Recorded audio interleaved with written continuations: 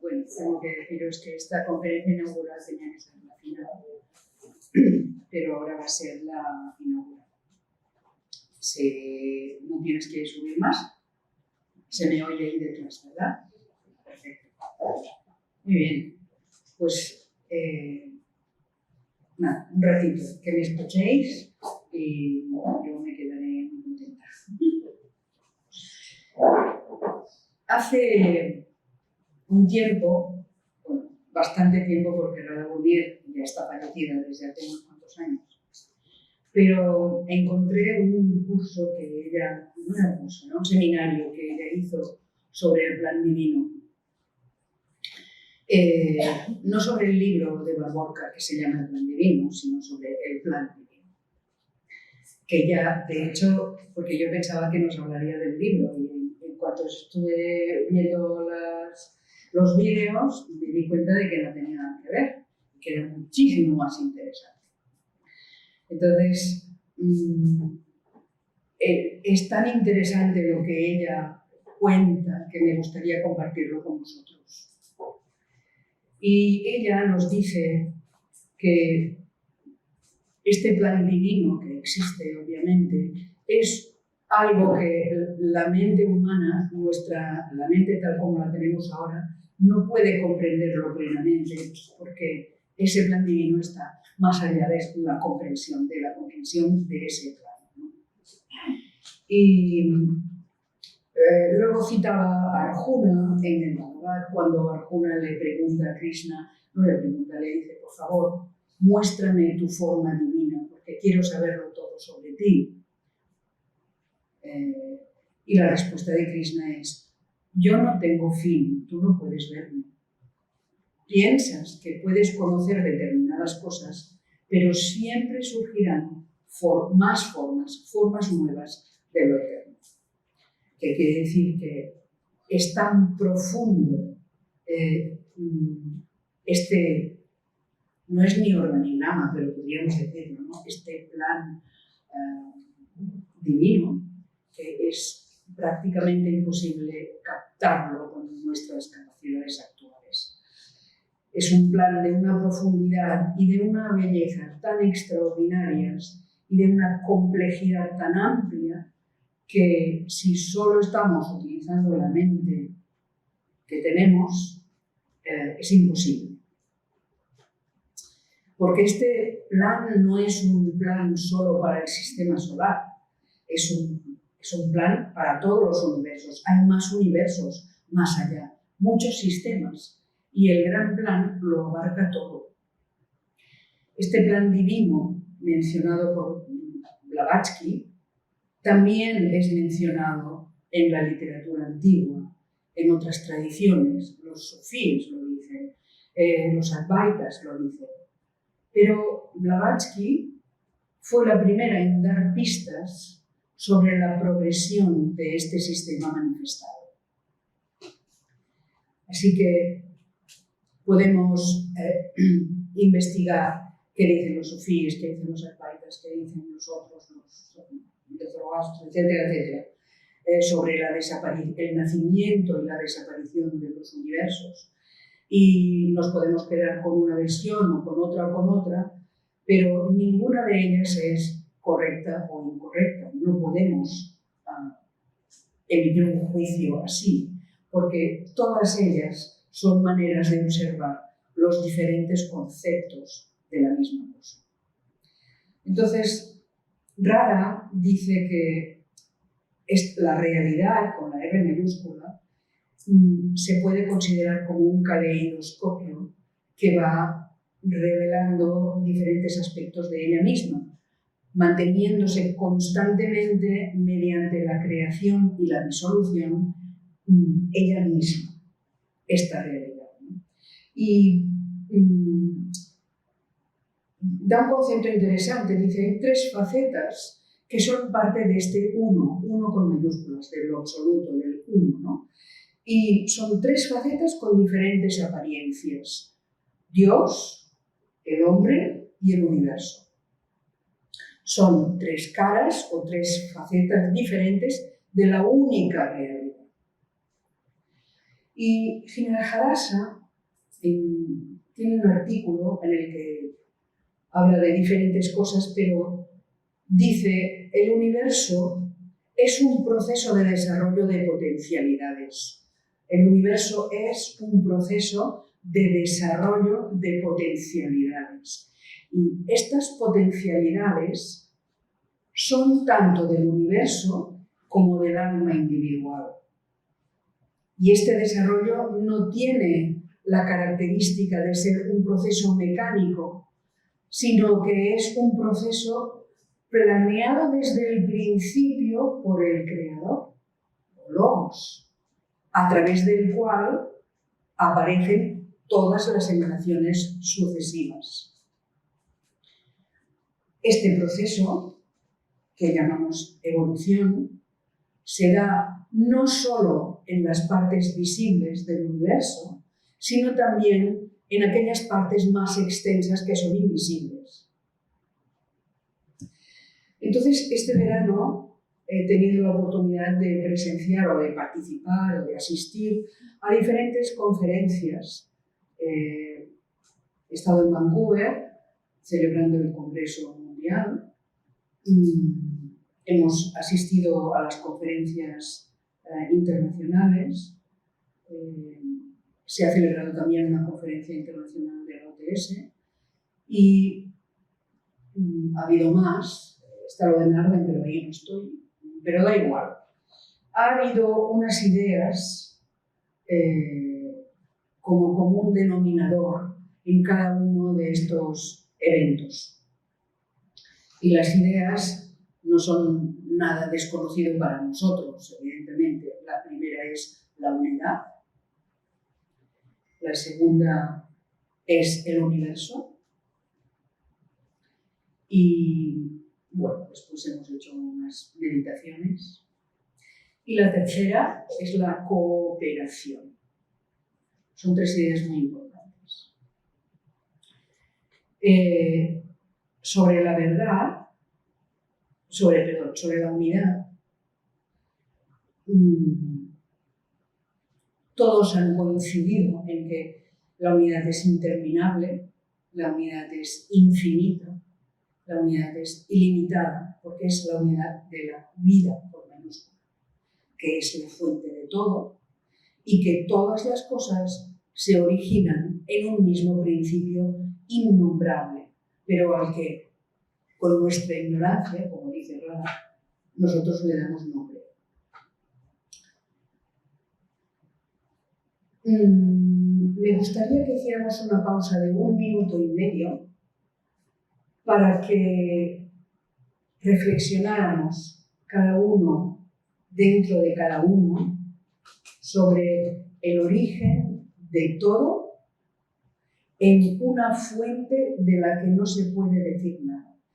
Podéis cerrar los ojos si queréis. Voy a tomar 1 minuto y medio de vuestro tiempo. Reflexionemos sobre el origen de todo en una fuente de la que no se puede decir nada, sobre la que no se puede proyectar ningún concepto. Es la oscuridad desde el punto de vista de nuestras percepciones mentales, lo desconocido, lo incognoscible.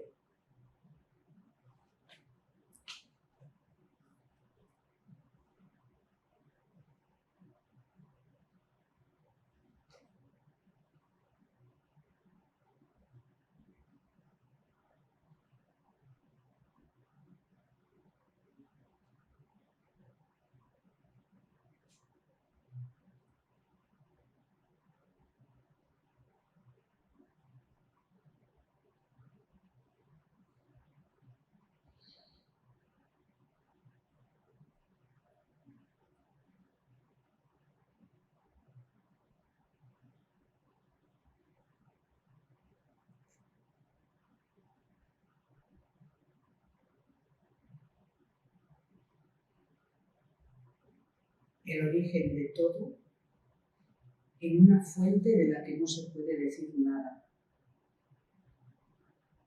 sobre la que no se puede proyectar ningún concepto.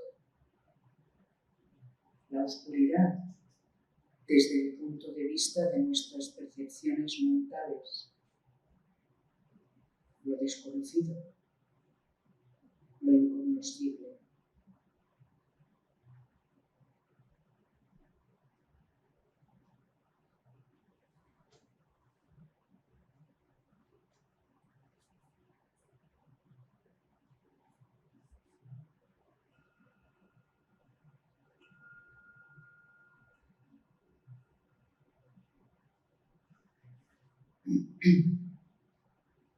Ian T. Hoskins decía que la unidad es la fuerza cohesionadora que subyace en la infinita multiplicidad de formas manifestadas. La unidad es la fuerza cohesionadora que está en la base de la infinita multiplicidad de formas manifestadas. Y la unidad se considera el fin en el que toda diversidad quedará resuelta. La unidad es el fin en el que toda diversidad quedará resuelta. Así que estamos hablando de este plan divino que está más allá de nuestras capacidades para captarlo. Es como un mosaico compuesto de múltiples piezas individuales conectadas entre sí y que forman el todo, que forman la unidad. En la diversidad, el plan forma una unidad y una armonía que nunca se puede romper, pase lo que pase en el mundo manifestado. Lo voy a repetir porque esto es interesante. El plan forma una unidad y armonía en la diversidad y esa unidad y armonía nunca se puede romper, pase lo que pase en el mundo manifestado. Sri Ram decía que la plasmación de la unidad de uno mismo con los demás en nuestra naturaleza espiritual hace propia la riqueza de todos los demás corazones. Fijaros qué idea más bonita.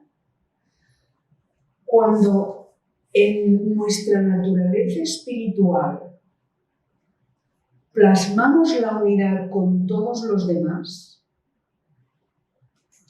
la riqueza de todos los demás corazones está en nuestro corazón.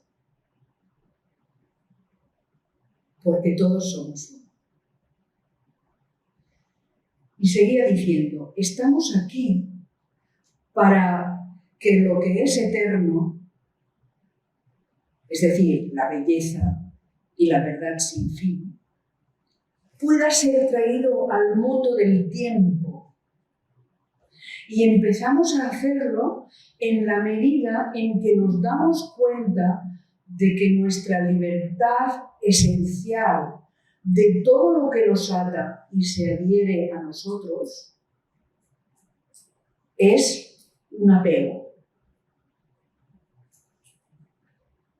Lo repito, estamos aquí para que lo que es eterno, es decir, la verdad y la belleza sin fin, pueda ser traído al mundo del tiempo.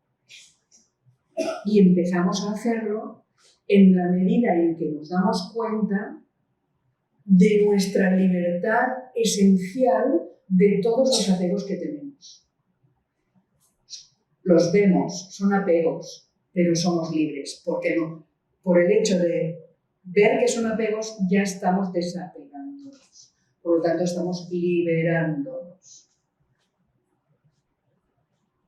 Estamos aquí para que lo que es eterno podamos traerlo al mundo del tiempo.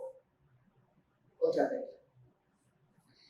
En una época de incertidumbre y peligro, como la que tenemos ahora, el teósofo puede estar comparativamente sereno, porque sabe que esta es solo una orilla de la existencia y que existe otra orilla. Y cada uno de nosotros, en nuestro ámbito interno y en nuestro ser interno, nos extendemos de una orilla a la otra y formamos parte de un océano de existencia que es eterno, incluso también en el tiempo. Lo voy a repetir, que son perlas.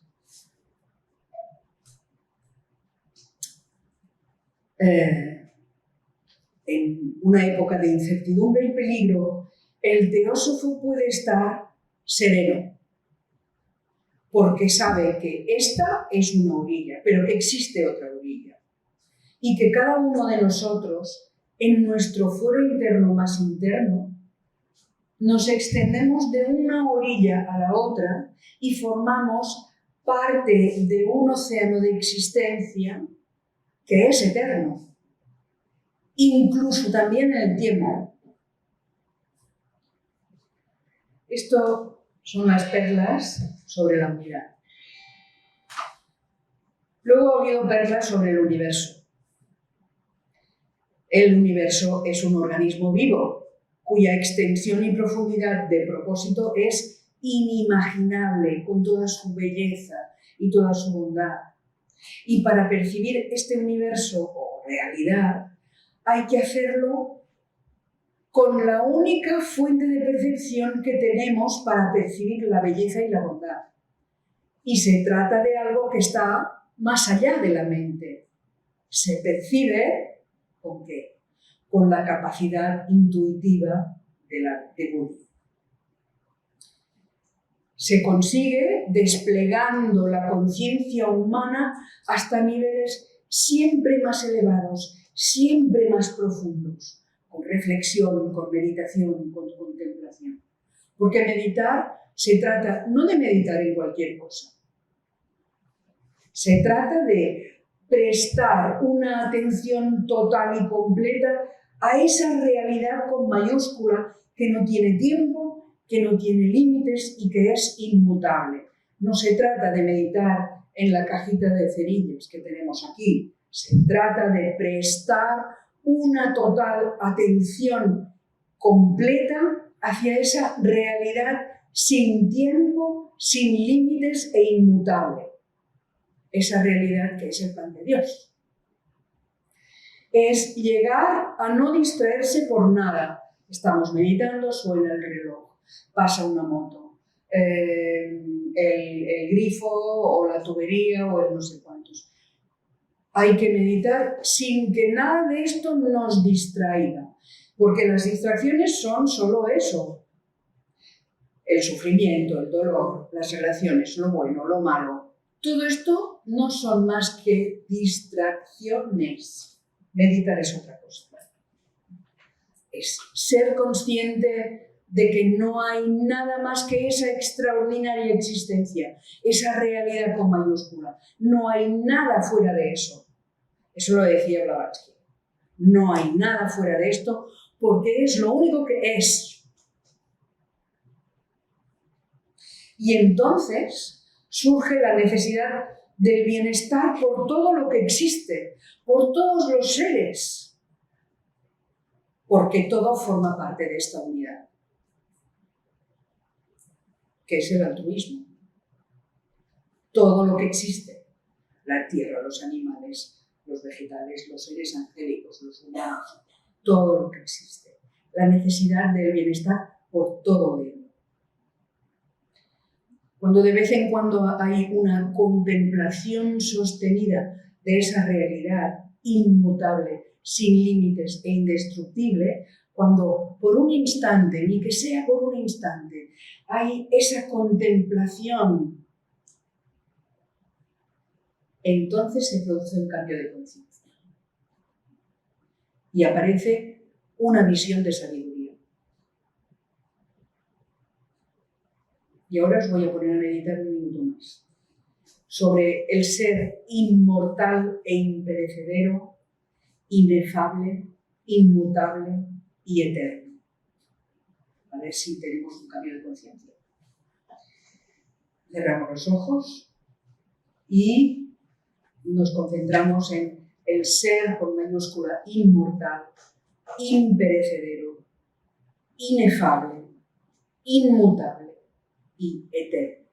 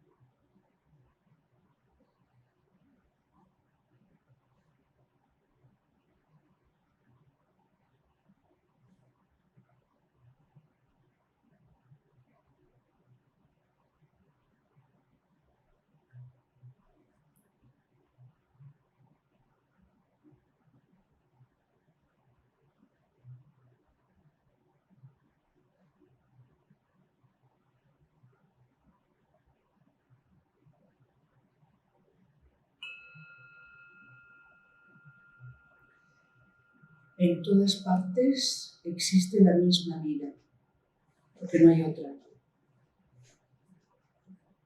Es la vida. Hay otro aspecto del que no he mencionado antes, que es el poder divino en cada uno. La unidad, el universo, el poder divino en cada uno. Y esa es la tercera proposición fundamental, que es la chispa divina. Es la igualdad de todas las almas que se llaman mónadas, por tener su fuente primera en esa eterna causa sin causa, la cual emana su conciencia universal y de la cual todos los seres en el universo somos chispas. Por lo tanto, somos chispas de esa eternidad.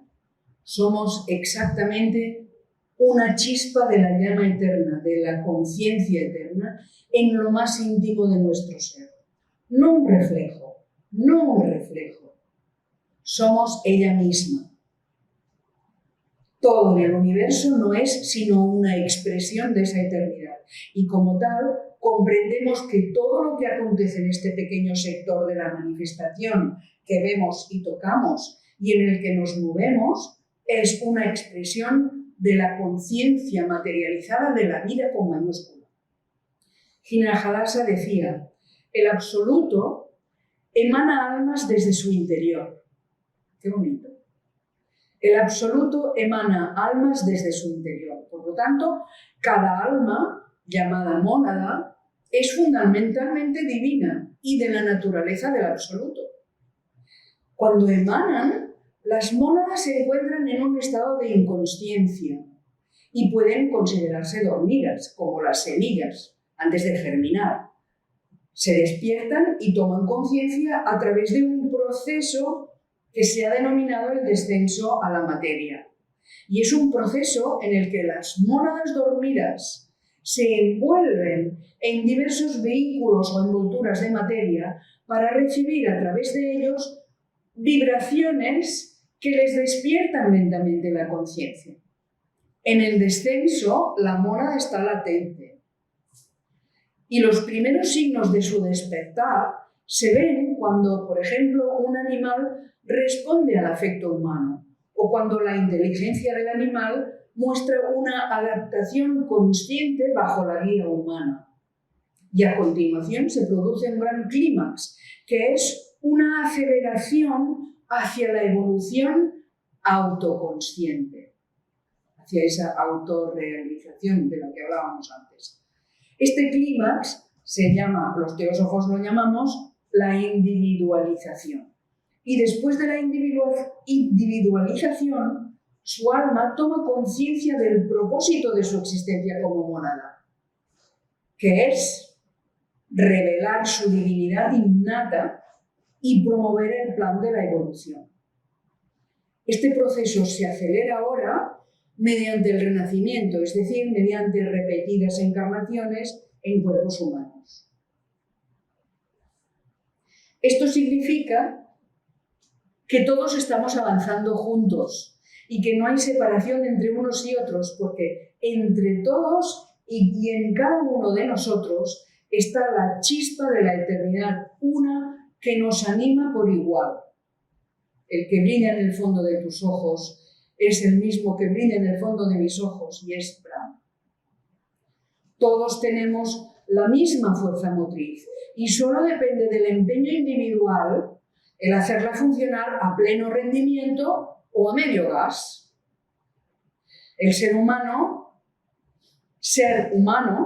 es atreverse a ser grande y dar el paso hacia el futuro, convirtiéndose en un ser compasivo, viviendo para la totalidad y no solo para uno mismo.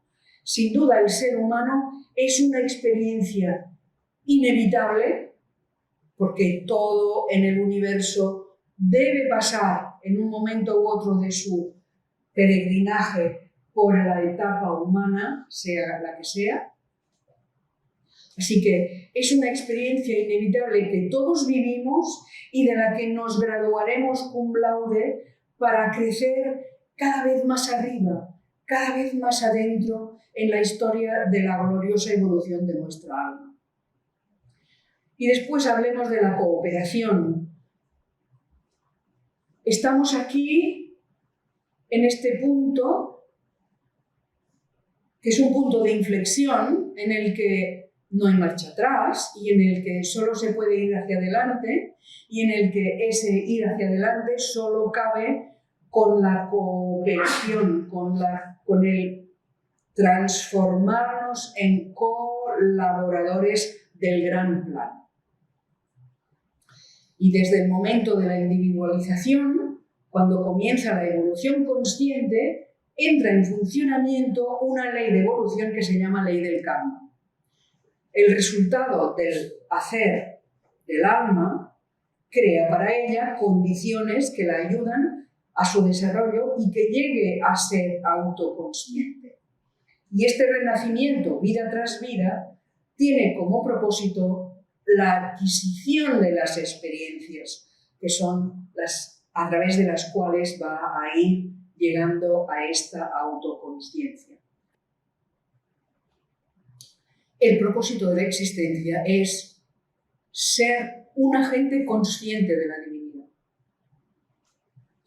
y convertirnos en la forma más elevada tanto de cumplir el plan divino como de desarrollar lo más elevado en nosotros mismos. Pero esta vida perfecta no se alcanza de una vez. Vayamos a pensar que con esta encarnación ya acabo, ¿no? El alma tiene que hacer muchos experimentos antes de conocer por sí misma cuáles son las leyes fundamentales de la rectitud que existen en su naturaleza más íntima. Porque cada ley de recta conducta proclamada por los grandes fundadores de las religiones no es más que una exteriorización de la naturaleza divina latente en nosotros. Así que el renacimiento tiene lugar en las muchas razas del plan divino, para que a través de las encarnaciones en ellas, las almas puedan adquirir las experiencias necesarias.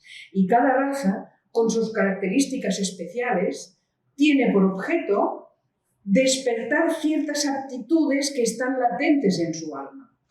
Y estas características están destinadas a moldear las formas de respuesta del alma a través de las influencias divinas que la rodean en todo momento y que se esfuerzan por despertarlo. En el proceso de la reencarnación, el alma vive en cuerpos tanto de hombres como de mujeres. Es cíclico, tantas de un sexo, tantas de otro, porque cada uno de estos aspectos tiene encierra lecciones que el alma debe aprender, de unos y de otros. Los dos sexos son expresiones de dos polaridades de conciencia y de hacer en el alma. Y el alma, que tiene en sí los atributos de los dos sexos, debe despertar las características más elevadas de cada uno de ellos mediante la encarnación en cada sexo. Así que vayamos aplicándonos el cuento. En el transcurso de los cientos de encarnaciones que son necesarias para que el alma alcance la perfección, estaremos renaciendo tantas veces como mujer y otras tantas como hombre. Que está bien, ¿no? Se nos acaban los machismos, se nos acaban las tonterías. Sí. Bueno.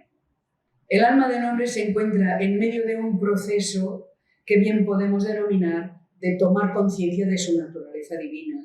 Significa salvar al alma de la ignorancia que la rodea y liberarla de sus propias limitaciones. Es el comienzo de actividades autoconscientes y benéficas de un prototipo mucho más noble que las que son posibles mientras se es un ser humano. Después de la liberación, el alma es un agente autoconsciente del plan divino. El ideal del teósofo no es ser el alma que ha alcanzado la liberación para entrar en alguna de las unidades de dicha con lo divino. No, el Mahachohan nos lo dice en la carta. No se trata de alcanzar el nirvana, que en definitiva no es más que una autocomplacencia. Olvidando así por completo a los millones de sus semejantes que quedan detrás luchando en la oscuridad mientras siguen avanzando hacia esa liberación. Por el contrario, el ideal del teósofo es alcanzar el estado de conciencia del maestro de sabiduría, aquel que renuncia a la dicha de la liberación para seguir siendo un agente para la humanidad. Ahora es libre y como es libre puede ayudar a sus semejantes. Los grandes adeptos no son meros sannyasis, no son eremitas que se recluyen para meditar y para difundir la paz y la bendición, que también, sino más bien son directores o agentes del proceso evolutivo en beneficio del hombre y trabajan bajo la guía divina. Estamos hablando continuamente del plan divino, tratando así de significar un plan del proceso evolutivo formulado por el Logos, que está siendo ejecutado de manera constante por sus agentes. Esos agentes son emanaciones de sí mismo. El hombre perfeccionado es el adepto. ¿Qué le pasa al adepto? La conciencia del adepto la tiene vinculada, esa conciencia liberada, la tiene vinculada con la del Logos, con el océano de la divinidad. Y a partir de entonces, de alguna manera, es como un avatar que ha descendido a través de las alturas. Pero aún quedan en él, en este adepto, todos los atributos de la humanidad, con los recuerdos de sus luchas pasadas, que están unidos a la conciencia divina que ahora es suya. El adepto no es simplemente una encarnación de la divinidad, también es absolutamente perfecto en la empatía y simpatía humana. 10 minutos más y acabo. Todo en el universo es una gran jerarquía. Todos estamos vinculados con la fuente universal de corriente cósmica que fluye. Cada uno de nosotros somos una chispa de eso. No perdamos de vista que estamos en la etapa humana, que es el punto medio, el punto de inflexión del camino evolutivo en esta cadena planetaria, y que hemos entrado en ella inconscientes de nuestra condición divina, pero que debemos alcanzar el final de la etapa habiendo adquirido la plena conciencia de nuestra divinidad. Y por el camino, que es más o menos a mitad del camino, que es más o menos donde nos encontramos ahora, es cuando vamos tomando conciencia de la capacidad infinita que reside en nuestro interior. Nos vamos dando cuenta de que es cierto eso de que como es arriba, también es abajo. Y eso nos hace tomar conciencia del potencial que tenemos encerrado en nosotros. Dejamos de estar centrados en el papel que representamos en esta obra, en la persona. Los griegos llamaban persona a esa careta que se ponían y el personaje que representaban. Entonces, debemos estar centrados en este personaje, en esta persona, para irnos centrando mejor en nuestro verdadero centro, en nuestra verdadera esencia inmortal y divina. Y cuando eso se produzca, como decía Rada, habrá un cambio de conciencia. Y entonces encontraremos el camino hacia la luz. Y habremos de seguir elevándonos constantemente por el camino del autodominio. Con la conquista de uno mismo, todo lo demás viene por añadidura. Entonces, nos daremos cuenta de que hay una fuerza magnífica en el corazón de quien da lo mejor de sí mismo. Y entonces nos atreveremos a dar un salto hacia adelante para llegar a ser lo que nunca habíamos pensado que podíamos llegar a ser. Y ascenderemos con la fuerza de nuestra alma gracias a la aspiración, a la confianza y al poder de la voluntad espiritual. Cuanto más osemos, más conseguiremos. Jesús. Se nos combina a que nuestro ser superior sea quien se exprese, quien viva a través de nuestra persona, en beneficio de los demás, no para nosotros, nada para nosotros, todo para los demás y en tu nombre. Unidos con los demás, multiplicaremos exponencialmente nuestra fuerza para servir en las horas más oscuras. Es nuestra oportunidad de convertirnos en colaboradores del gran plan.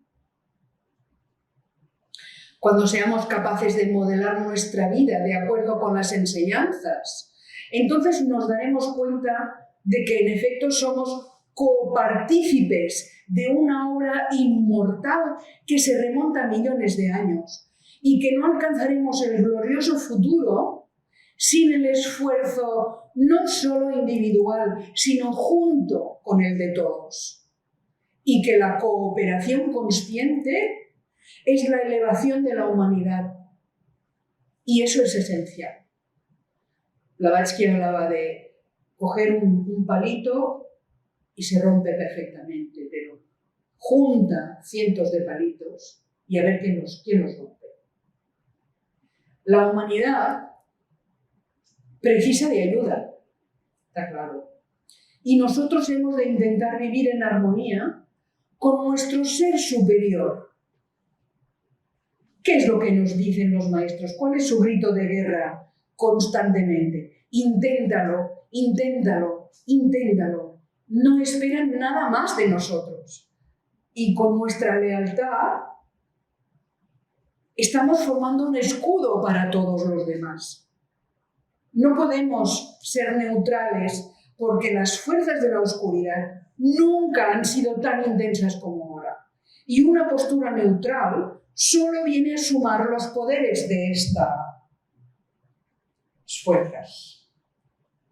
Así que ha llegado el momento de elegir y es nuestra oportunidad. No queremos que nuestro compromiso quede registrado como meras palabras en el akasha, sino como un voto desde el corazón. Ahora es la hora de seguir adelante, con fuerza y voluntad. Catherine Tingley dice que la sabiduría no proviene de la multiplicación de instrucciones verbales o escritas. Hacete esto, hacete aquello, no hagas esto, no hagas aquello. Esas instrucciones escritas son válidas ya para 1000 años, para no sé cuántas encarnaciones, por supuesto, ¿no? Pero la sabiduría no proviene de esto, proviene del cumplimiento del deber y del silencio. Y solo el silencio lo expresa. Así que la sabiduría llegará cuando cumplamos la promesa que hemos dado a nuestro ser superior, iluminando todo lo que se nos ha enseñado o podamos aprender. fortaleciendo todos los puntos débiles de nuestra naturaleza hasta que por fin nos volvamos invulnerables, respondiendo uno por uno a los problemas más profundos de la vida, resolviendo todos los misterios y haciendo que nuestras vidas estén llenas de la luz y la armonía de la gran fraternidad que es el corazón del mundo. Muchas gracias.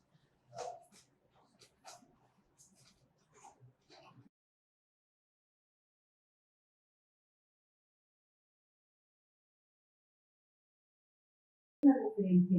Sí. Pero luego, por otra parte, te das cuenta que el dolor encierra una semilla de despertar. Entonces aquí encontramos una paradoja. Y es cierto que ¿qué es lo que le marca la diferencia? Porque efectivamente las dos cosas pueden ser. ¿Qué puedes explicar al respecto? Sí, bueno, diré como dicen los conferenciantes. Esta es una pregunta muy interesante. Pero es verdad. Porque para comprender el plan divino tenemos que estar mucho más allá del nivel en el que el dolor sirve para despertar. Y es una posible paradoja, si lo quieres ver como paradoja. Pero estamos hablando de niveles de conciencia que no están atados al dolor, a todas las distracciones. Ahora estamos en este nivel de conciencia. Entonces, todos estos autores nos invitan a dar el salto. No temáis. Soltarlo todo, para adelante. De una orilla a la otra. Qué maravilla, ¿no? Entonces, bueno, pues aquí es el coraje, hay que encontrarlo dentro de cada uno, que lo tenemos. Lo tenemos, solo que las distracciones no nos lo dejan encontrar o sentir. Pero ese coraje que es universal, porque es la fuerza de esta conciencia universal que fluye en la que estamos, lo incluye todo. Y si no, una madre cuyo bebé se ha caído, ¿qué hace la madre? Ay, lo deja allí porque mira cómo es que se ha caído. No, le sale esa fuerza, ¿no? Ves a alguien que está en un aprieto, no sé qué, le sale la fuerza, que es una fuerza compasiva, es la fuerza del amor compasivo. Y está ahí dentro. Y está más allá de las distracciones, como yo lo veo, ¿eh? Cada uno lo ve como quiere, como puede. Sí, Tere.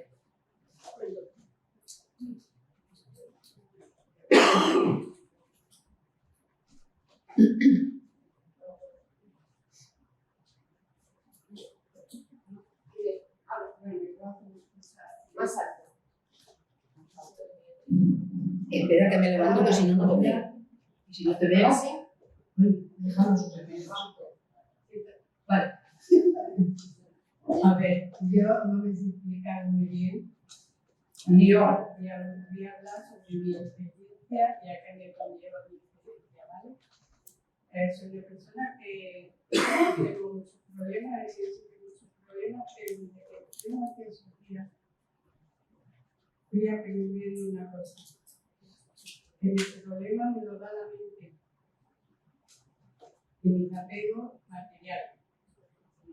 Pero después tengo la suerte de entender que tengo un interior, que es el corazón, por ejemplo. Y cuando yo tengo todos estos problemas, lo paso fatal, mal, tal, pero eso no me quita a decir, vale, esto sí, pero ahora voy a andar con mi interior y dedicarme, y lo digo sin miedo. Lo digo para que se sepa que se puede hacer a los demás. Claro. Ese es nuestro trabajo. No es saber mucho de teosofía, que es bueno, pero para saberlo, no, llevarlo a la práctica. Gracias, Teresa. No sé si me he explicado bien. Sí, te has explicado muy bien. ¿Puedo hablar? Sí. Me gustaría añadir una cosa a lo que tú has dicho. La que sufre es Teresa, no tu alma. ¿No? Entonces, el personaje que te ha tocado en esta encarnación es el que tiene que sortear todos los obstáculos. Pero, sí.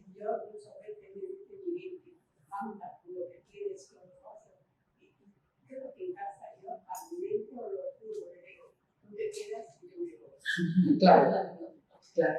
Muy bien.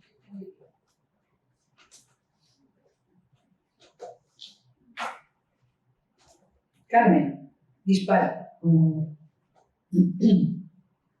Bueno, que sea fácil, ¿eh? Mi pregunta es que si tú, con todo esto que nos has querido transmitir, en cierta medida lo sintetizarías en una transformación de nuestra mente, de nuestra forma de pensar, de enfocar. Qué pregunta más interesante.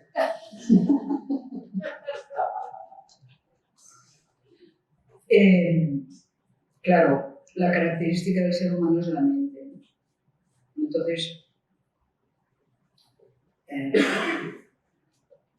la mente que está enfocada hacia lo superior, hacia la percepción única,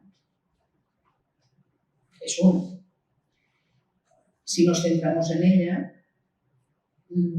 podemos realizar esa transformación de la mente inferior o del Kanmana, si quieres, ¿no?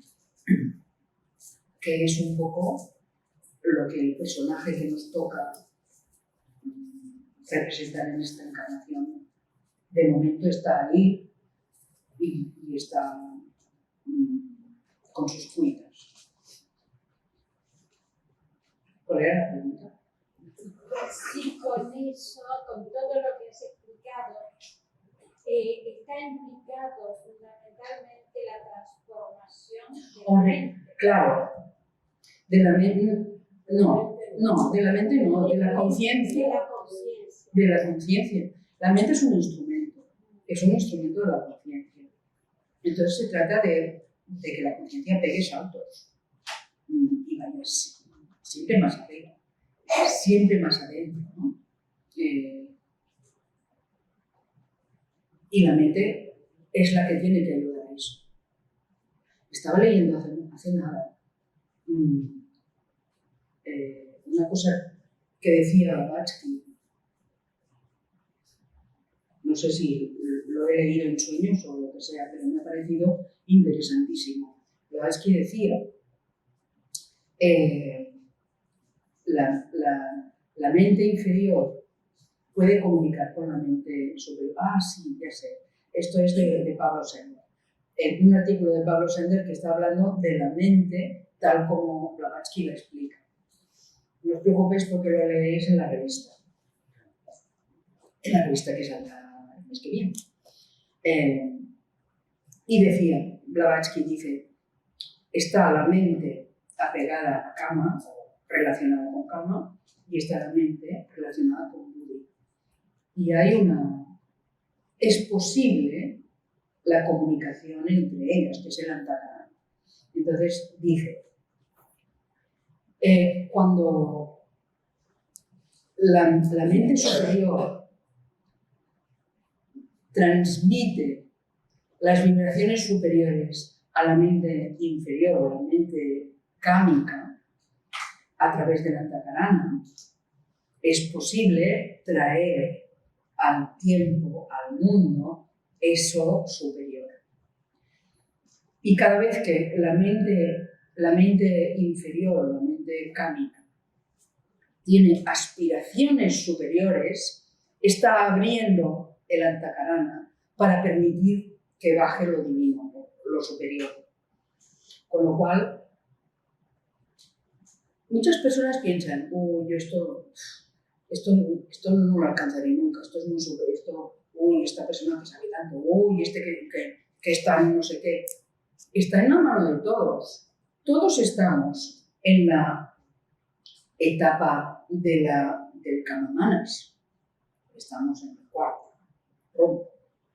Entonces, ¿pero de qué se trata? No se trata de quedarnos aquí y decir, bueno, yo como estoy aquí, pues sin tiramillas, ¿no?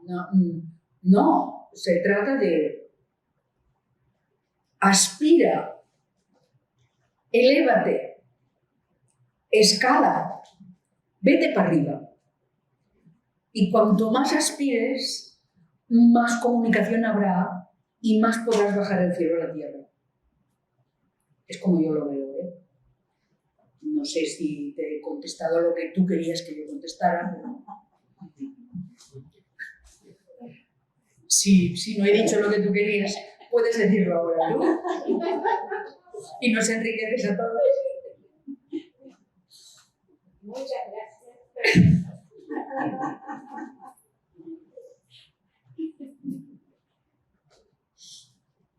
Mira, yo es que hoy leí o me dijeron que la mente no busca la mente con la que vamos a hacer la lista de la compra, planificamos la vida y todo eso, no busca la verdad, sino quiere tener razón. Entonces solamente coge lo que verdaderamente le reafirma lo que ella está diciendo.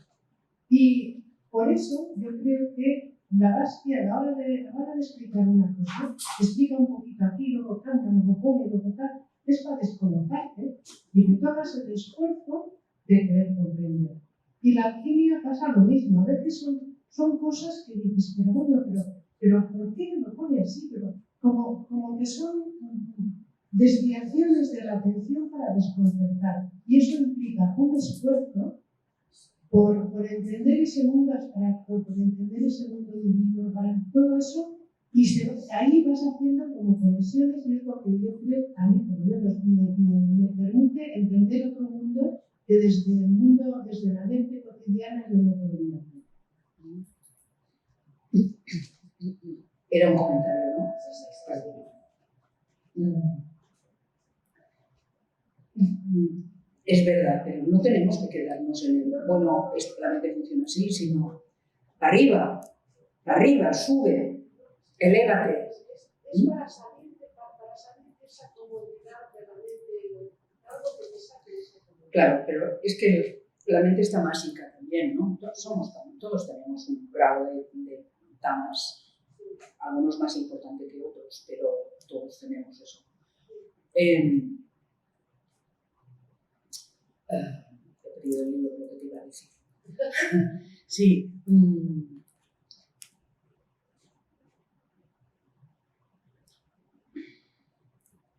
Ya te lo diré después. Es que lo había muy claro, pero se me escapó. Sí, ya lo sé. Se me escapó. Por eso es tan importante, me da la sensación, controlar este instrumento mental con la aspiración única. Y la aspiración única es la que nos va a permitir conducir nuestros pensamientos hacia lo positivo, hacia lo más elevado, hacia olvidarnos de las distracciones, de aquel me ha pisado el callo y el otro no me ha mirado bien, etcétera, etcétera, etcétera, etcétera, que son distracciones. Porque esto no es lo que importa. Lo que importa está más arriba, más adentro. Y eso se consigue con la aspiración única, que es la que... ¿no? Yo esta tarde pensaba, ¿cómo estas personas al lado de quienes uno se siente bien porque siempre son positivas, porque siempre encuentran las cosas buenas, digamos, no caen en la trampa de este o esta. A ver, ¿cuándo me voy a transformar yo en algo así? Y luego pienso, bueno, niña, ponte a ello, ¿no? Porque, niña, a ver, espabila, claro. Que la encarnación se acaba, ¿eh? Y llegará un momento en el que, como dice Alejandro, me darán vacaciones. Y como voy de vacaciones sin haber resuelto esto, cachis en la mano, lo volveré a tener que hacer el año que viene. ¿Cuál es el problema? No existe el tiempo. Tenemos por delante la eternidad. Gracias, Carmen. Es verdad. Es verdad. Qué sofocón. Tenemos por delante la eternidad. Tienes razón. Pues nada, a ello. Vamos a ver.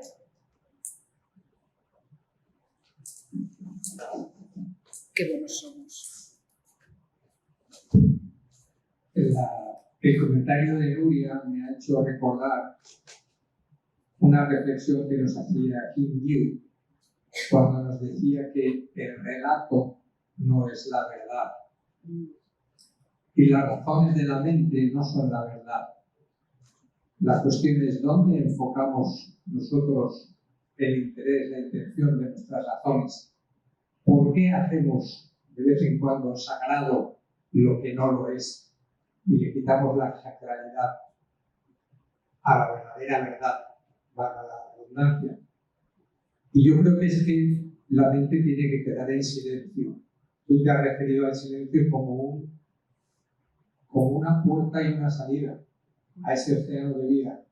Por tanto, yo creo que es que básicamente el trabajo, y lo has mencionado en tu ponencia, es el de centrarnos en lo sagrado que ya somos para que eso sea lo que se manifieste.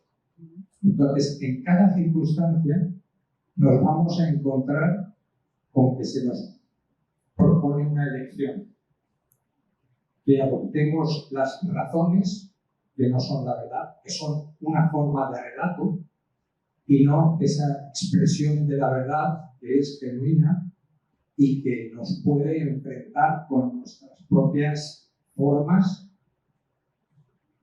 y nuestras propias prisiones. Cada situación es la posibilidad de liberarnos de nuestra prisión. Pero en eso estamos. Y cada intento es tan sagrado como cualquier visión del tiempo. En lo pequeño se encuentra la eternidad. Por tanto, yo diría que no nos preocupe mucho la dimensión del tiempo, porque en el instante pequeño tenemos la oportunidad sagrada de encontrarnos con la verdad y expresarla hasta donde podamos. Es una reflexión. Muchísimas gracias. Muchas gracias. Qué bien, entre todos lo vemos todo.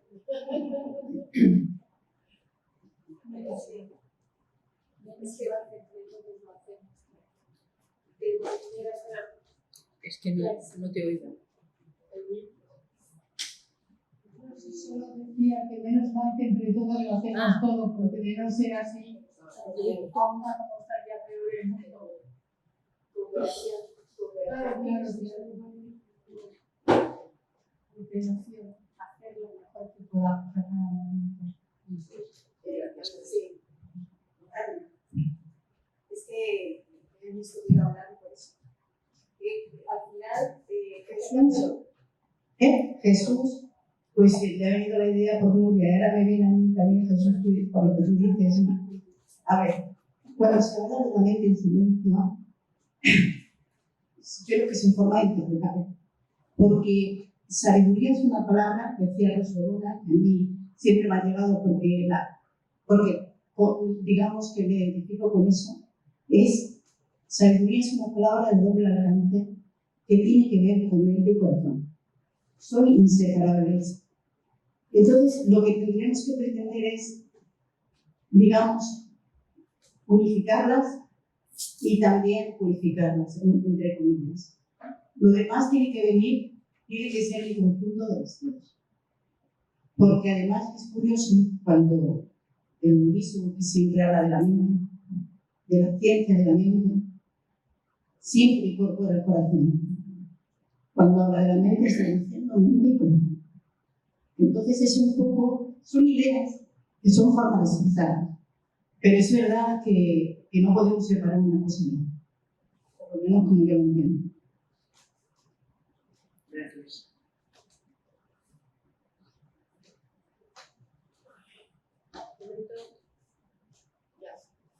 Comentario. Adelante. Yo creo que estamos viviendo un tiempo precioso,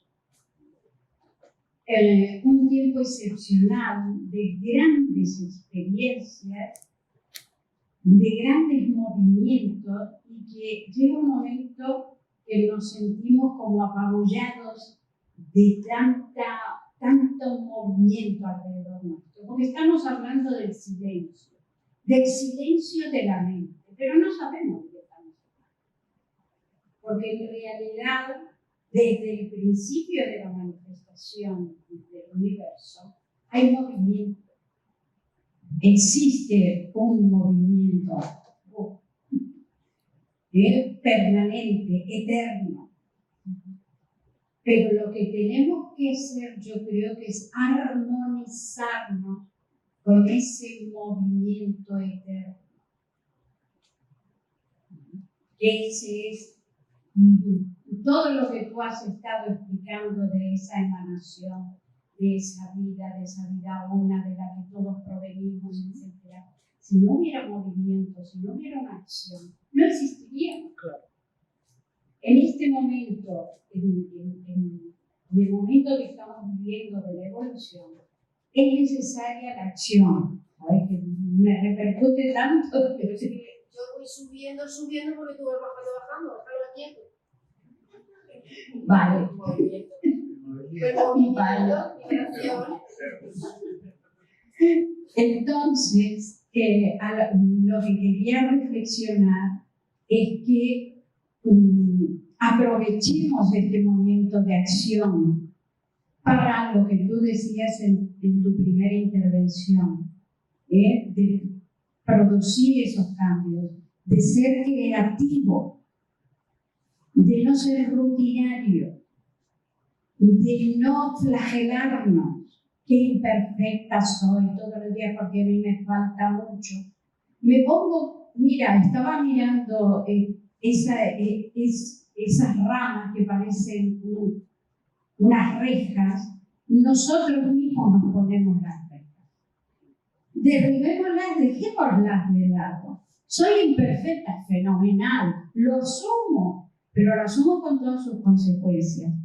Pero voy a intentar cada vez transformar esa mente que tengo, transformar esos pensamientos inferiores que puedo tener de ambición, de egoísmo, de ocuparme de mí misma, de mis problemas y de esto.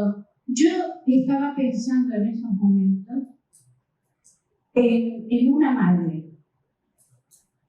que se queda viuda con sus 3, 4 hijos pequeños, tiene tiempo para ponerse en el espejo, delinearse el ojo, pintarse el labio. No, lo que está dedicada es a sacar adelante a sus 4 hijos. Se olvida de sí misma.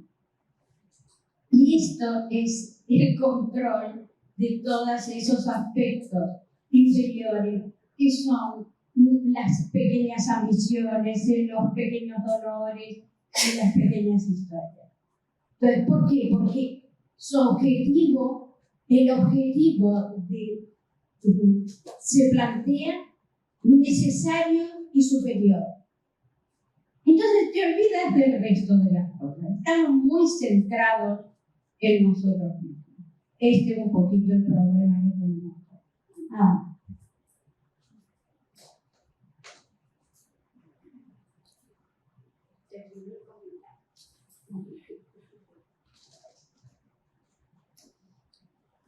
Levantamos la sesión.